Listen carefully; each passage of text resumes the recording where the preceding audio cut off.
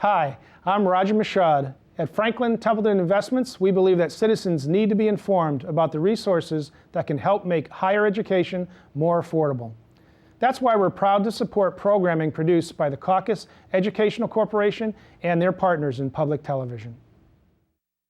Funding for this edition of One-on-One with Steve Adubato has been provided by Sun National Bank, Qualcare Inc., a local managed care company covering 750,000 New Jersey residents, New Jersey Manufacturers Insurance Group, auto insurance, homeowners insurance, and banking under the principle of stewardship. PSE&G, committed to improving New Jersey's economy and strengthening its communities.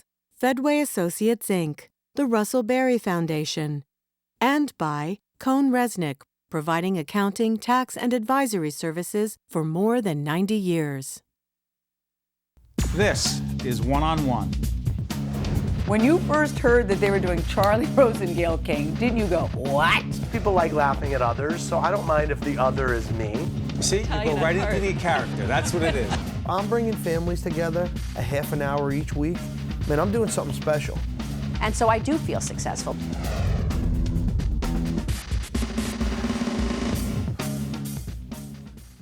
Welcome to One-on-One. I'm Steve Adubato. More importantly, I want to introduce you to a very interesting guest.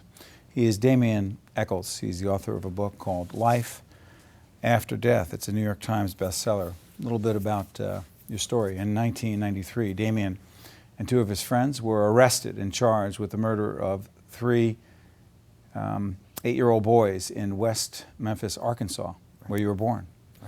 Echols was convicted and sentenced to death.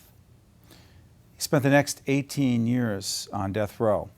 Life After Death, this New York Times bestseller, chronicles your life before and after the trial, your childhood and spiritual, intellectual journey in prison, and the relationship with your wife, Laurie, who we'll bring on in just a little bit. You'd have had a hell of a life, you know? Before we bring Laurie out, let me ask you, you have said that, and getting ready for this interview, you've said that in many ways you believe that your conviction, this process in which you wound up in jail, wound up on death row, was a product of you being, I don't know if I get this language right, poor white trash. Exactly. Play that out. You know, I grew up in a state of poverty that most people in the U.S. probably don't even realize exists in our country. You know, they probably think it's more like something from third world countries. Describe it.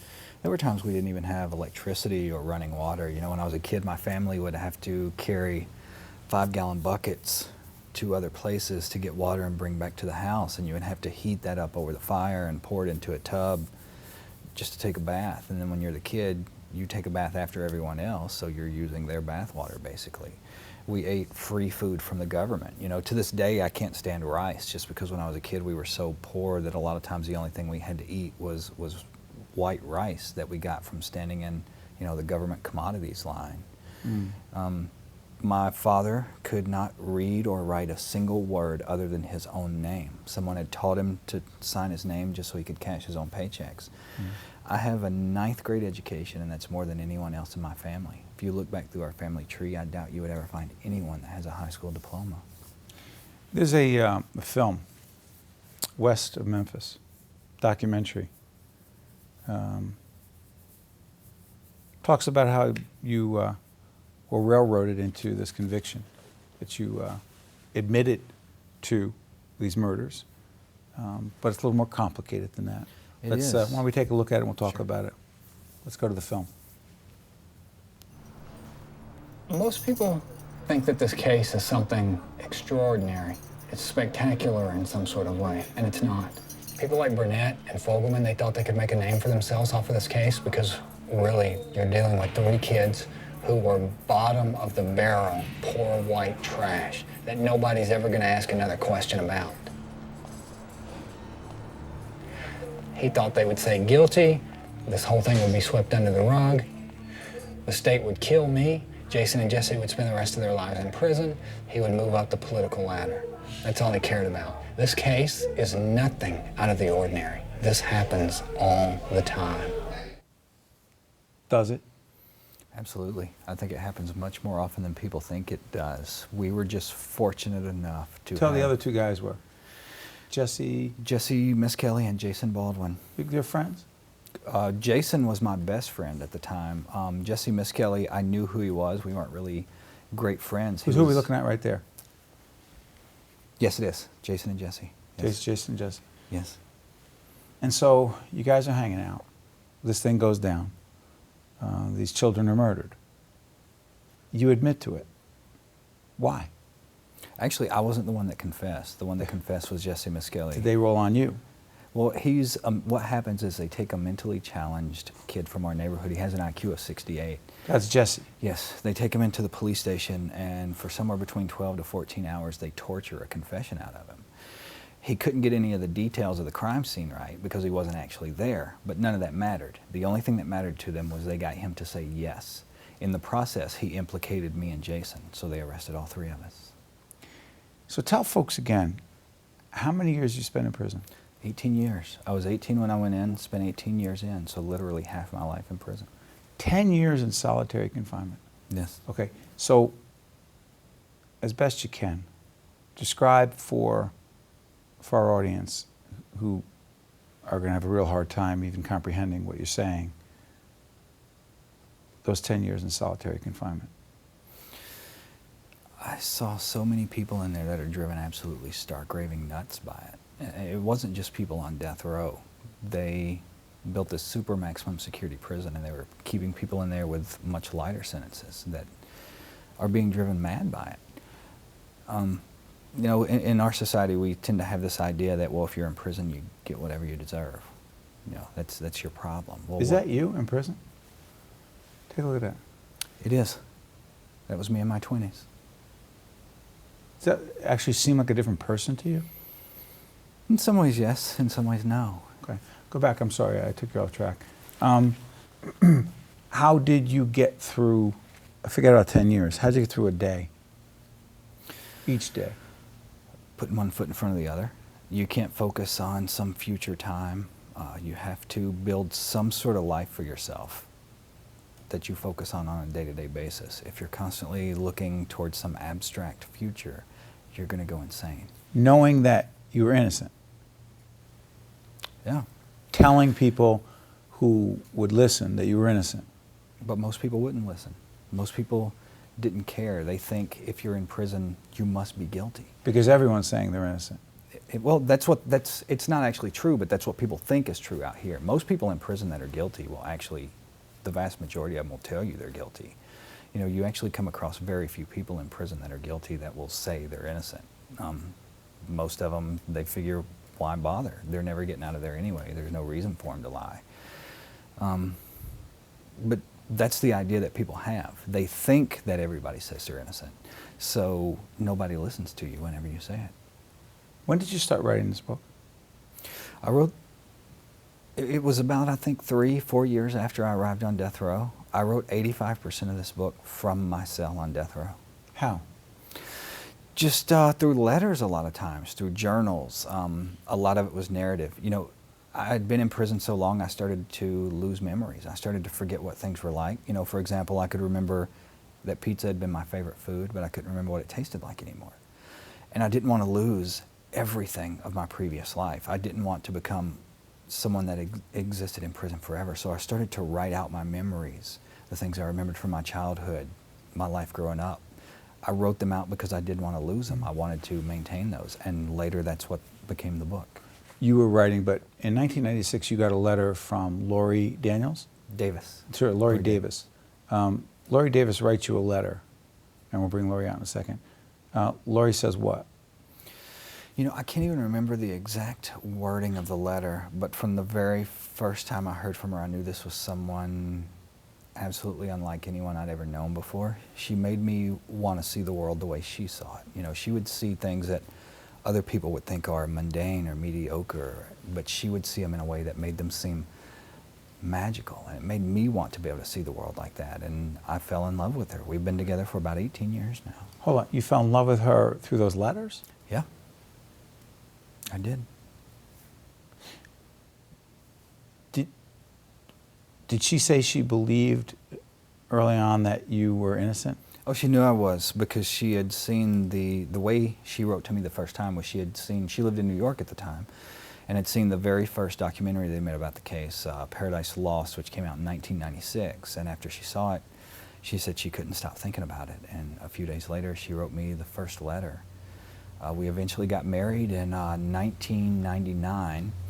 She ended up doing more work on my case than the attorneys and investigators put together. There were times when we couldn't even afford to pay legal fees anymore, and she actually took out personal loans just to keep paying the legal fees. So you and Laurie Davis met in '96, that way, right? You got married in '99. 99. Mm. You spent 18 years in prison. Right. 18 years and 78 days. And 10 in solitary confinement. Mm. Can we be okay if we bring out Laurie right now? Sure. Let's go to a break, and we'll bring out Laurie Davis. Damien and Laurie are a couple. They've been together for how many years again? 18 years. Okay. You'll also tell us the secret to a good marriage. Okay. Stay with us. We'll be right back, going from one-on-one to one-on-two. We'll be right back. If you would like more information on this program, or if you'd like to express an opinion, email us at info@caucusnj.org. Visit us online at oneonone.org, or find us on Facebook at facebook.com/Steve Adubato, PhD. You know, people always ask us things about what we're going to do whenever I'm out, whenever we're together. And we do talk about that. For Laurie and I, life isn't something that will happen one day down the road. You know, we're together now, here. We're not just in a state of suspended animation waiting. Laurie Davis is with us now. She is the wife of Damien Echols. Good to have you with us. Thank you. What do you think of this guy? I think he's incredible. Why? He has more strength and perseverance and a spirituality that's just mind-blowing to me. He's taught me a lot. So in 1996, you're in New York. Right. And you're watching a documentary. Mm-hmm. What's it called? Paradise Lost. And is it about him? It is, about the trial that he withstood in 1996. 1993, sorry. What do you see that triggers you? From the South, too, so I could understand the culture. And you know, I'm seeing it with a New York audience, which is, you know, at MoMA. So not many of them could understand what was going on. So there was a lot of, you know, sighs and exclamations from the audience. But oh, New York cynicism? Yeah. How dare you say that? We're from New Jersey. We've never seen it. I'm sorry. But you know, that was the case of having grown up in the Bible Belt. I got it. So, and I also saw. What was the it?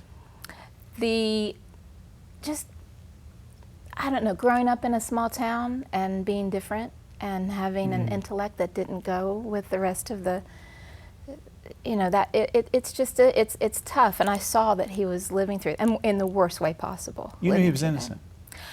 Seeing the film. Did you think he was innocent, or did you know? I mean, how could you know? My instinct told me that he was, but then upon researching the case and learning more about it, then I was, you know, I mean. So you wrote to him? I did. And you got to him right away? You connected with him? I did. And the letters start going back and forth. Do you know how many letters went back? 5,000. They weigh about 120 pounds altogether. 120 pounds of letters, which equal about 5,000. Mm-hmm. When did you know you wanted to marry him? It wasn't long afterward. We didn't get married for a few years, but I felt a kinship with him that I'd never felt with anyone. When did you know you wanted to marry her? Very, very early in the relationship. Like I said, I knew this was someone that was unlike anyone that I'd ever known before. She was someone that stood out in a way that just made me want more all the time.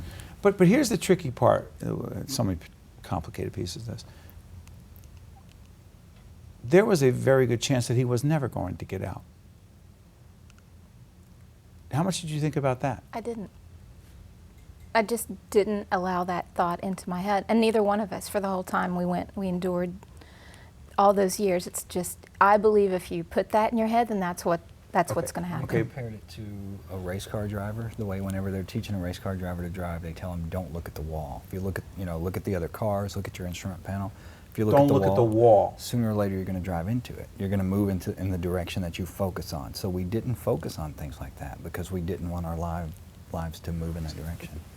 People around you, they know that you're writing letters back and forth to someone who is on death row, someone who has been convicted of murdering these children. And the people closest to you are saying what? I've always been, my whole life, been seen as a responsible person. You know, I was the A student in my family. I was the one who was always grounded. So I was real careful about who I told and how I told them and how I presented it. And I waited 4 years before I told my family that this was what I was doing. So by the time I was able to talk about it, and granted, it was emotional for me and difficult to tell people, but my close friends stuck by me, my family stuck by me. By the way, the name of the book is Life After Death, New York Times bestseller by Damien Echols. John Grisham says some great things about it right on the cover. Only if he could sell a few books. You get released when again? August 19th of 2011. Why? We took what was called, they had come up with so much new evidence in the case. They had new DNA evidence that showed that me and the other two guys weren't at the crime scene and said it matched someone else. We had eyewitnesses come forward who put someone else with all three of the victims within an hour of the time they were murdered. So the courts ruled there was going to be a new hearing. So a trial itself would have lasted several years. What happens is the prosecutors got together with my attorneys and they hammered out this deal called an Before we go any further, plea. do you think the prosecutors, and again, they probably are different prosecutors than the prosecutors who had originally prosecuted the case, do you think deep inside they knew Oh, absolutely. that it wasn't you, that you did Absolutely. not murder these 3 children? Absolutely, but they had built political careers for themselves off of this case and couldn't afford to go back and admit they made a mistake. So therefore, go ahead. So our attorneys got together with the prosecutors and they hammered out this deal called an Alfred plea. Most people in the U.S., I had never even heard of this thing. Alfred plea. It's really, it's rare. What it is you're maintaining your innocence but accepting the guilty plea that they're offering you at the same time. What it does is make sure that they can't be held accountable for what they've done. To this day, there has never been an exoneration in the state of Arkansas. This allows them to maintain that. They still say they have never, ever sent an innocent person to prison in the state of Arkansas. So it allows them to continue save saying the that. face. Exactly. You didn't care. I didn't. I was dying. I knew what, you know, if I didn't take this deal, one way or another, I was going to die. How'd you know? Well, the prosecutor says he does an interview in West of Memphis, and he says his main West of consideration. Memphis, the documentary. He says in this documentary, his main consideration was the fact that me, Jason, and Jesse could have collectively sued the state for $60 million, and it's his job to make sure that doesn't happen. You know, not only was my health failing very rapidly, you know, they're not going to spend a lot of time and money taking care of someone they plan on killing, but also at the same time, I have to keep in mind they can have me stabbed to death for $50 or a pack of cigarettes in prison. How to get out? All the time. First day out. Life After Death, name of the book. Okay. First day out. Describe it. Shock, trauma. You know, I went from 10 years in solitary confinement to suddenly being on the streets of New York City, literally overnight. Manhattan? Yes. I was in a state, such a deep state of shock and trauma for several months after I got out that I almost had to be led around like an invalid or a blind person just because I could barely even function for myself. What about your eyes? My eyes, I can see probably 4 inches in front of my face without these glasses. I didn't see sunlight for almost 10 years. Not only that, but I was in such a small space that my eyes never got to change focus, and they gradually lost the ability to do that as time went on. What was it like for you with him? I was just, it was hard because I didn't know what he was going through and trying to deal with the trauma, and I knew he was in shock. But at the same time, so deliriously happy that I can never describe it. Let's clarify things. You weren't able to touch each other in prison. We didn't until we were married. Our wedding ceremony was the very first time we had physically touched. So we had been together for 3 years before we touched the first time.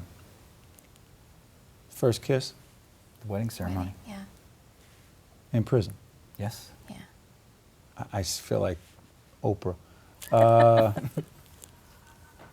I hear you laughing in the control room. I can hear it. What was it like? I can't even describe it. I mean, it was just, it was wonderful. I mean, it was a prison wedding ceremony, but it's like home. it was It's lovely. like you find where you fit. Everything just falls into So place. nothing else It feels matters. right. What about for you? Just like that, like it's like home. That's the only way I can describe it. Everything feels like puzzle pieces that are where they belong. Yeah, so today, I mean, you got this book. And a lot of us write books, and we ask ourselves, you write a book and you go, oh, I think I have something to say. And then I realize the book that you've written, and we realize, oh, I guess he's really got something to say. What is it, because it's not just what we're talking about now, but Buddhism has been a big part of your life and your spirituality. What is it that you would hope, because people will take different things away from your story, what is it that you hope people take away from your story?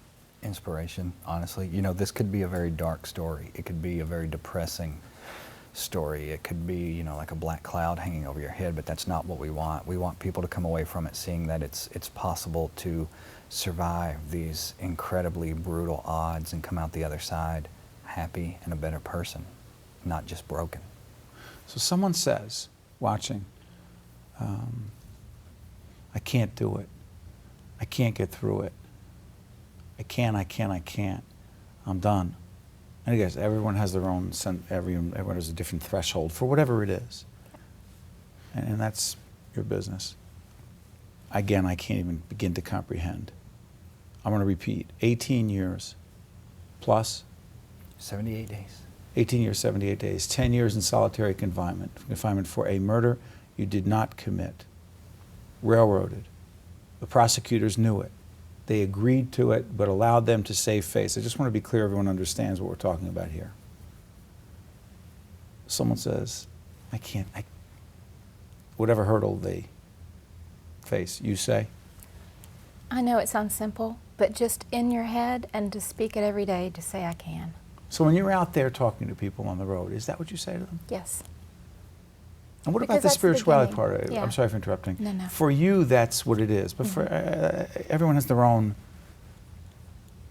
Do you need spirituality? Do you need some sense of something bigger than who and what you are to get through this? Were you convinced you had to have that?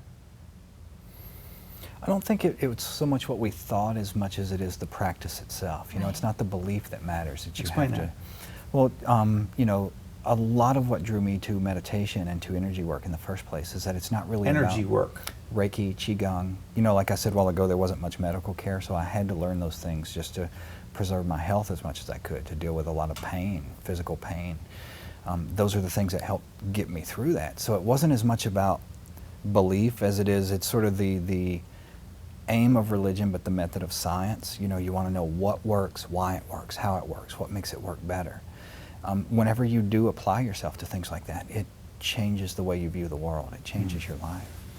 In the couple of minutes we have left, you actually met the families of these children. I just want to be clear. So for those of you who are joining us at the end of the show, this is Laurie Davis and Damien Echols. Damien's book is called Life After Death. It's a New York Times bestseller. You were convicted. In what year again? I was arrested in 93, convicted in 94. How old were you? I was 18. And were convicted with two other... One was 16, one was 17, and I was 18. And they were the children, and these children were killed. 3 8-year-old boys. 3 8-year-old boys. You met the families of the boys? We've had dinner with them a few times. They went with us to Sundance to help do question and answer sessions after the documentaries. One of the victims' families even gave me a pocket watch. Is that the Hobbs family? It is. Explain it to folks. One of the victims was, his last name was Hobbs, and his mother, his sister, and his aunt are all now doing everything they can to get the case reopened, reinvestigated. They're fighting on our behalf. They want to see us exonerated, and they want to see the right person go to prison. And they gave you a watch and chain? That they had engraved the words, "Time begins now," and it had the date that I was released from prison on it. So did they not know who killed these children? They think they do. A lot of people are thinking they do right now, but we want to know for sure. We have DNA evidence, we have eyewitnesses, but we can't convict anyone. Only a court system can do that. The only thing we can keep doing is begging them, please look at this, please reopen this case. Anger, resentment, how much do you feel? These days, not much. It takes a lot of work, but really and truly it does. It takes every day. But there are people watching right now who are angry at their sister-in-law, their ex-wife, their friend that they're not calling, whomever, for whatever. How much anger and resentment do you feel? To be honest, not much, just because I'd rather look at what I have now, at the things I enjoy, the gifts that I have in my life, than constantly look backwards at something that happened in the past. You know, I could sit down and choose to focus on those things, to sit in a dark room and brood over, you know, being screwed over, but there's too much good in my life. You're 40 years old. Almost. You're not even 40. 38. Okay, you have an awful lot of your life to live. You think much about the other things you want to do? I do, more and more every day. We live in Salem, Massachusetts now, and I just opened up an office there where I teach meditation classes, do energy work with people, just sort of pass on the things to other people that I had to learn in prison that helped save my life. Pass those on to other people who feel like they need something to help them get through difficult situations. That's what I'm passionate about. It's what I love doing. You want to help other people? I do. And you? Same. And you're doing it? Hope so. You know, I wasn't sure what to expect from this interview. And you have a powerful story. And I encourage everyone to go out and get the book. It is called Life After Death. Damien Echols. It's a New York Times bestseller. I want to thank both of you for joining us. Thank you so much. On behalf of the family and public television, we wish you nothing but the best. Keep helping other people. Thank you so much. Thank you so much. One-on-One with Steve Adubato has been a production of the Caucus Educational Corporation, celebrating 25 years of broadcast excellence. Funding for this edition of One-on-One with Steve Adubato has been provided by Sun National Bank, Qualcare Inc., New Jersey Manufacturers Insurance Group, PSE&G, Fedway Associates Inc., the Russell Berry Foundation, and by Cone Resnick. Promotional support provided by the Star Ledger and NJ.com, and by the New Jersey Business and Industry Association. Transportation provided by Airbrook Limousine. One-on-One with Steve Adubato has been produced in partnership with St. Joseph's Healthcare System. A business relationship with Sun National Bank is the difference between night and day. A great energy rises from New Jersey. It's the pulse of industry, the tempo of technology, the pace of today's entrepreneurs, the best of tomorrow. It's the sound of progress, and we're the bank that's powering it. The financial fuel behind thousands of commercial and small businesses just happens to be Sun. We're Sun National Bank. The difference is night and day.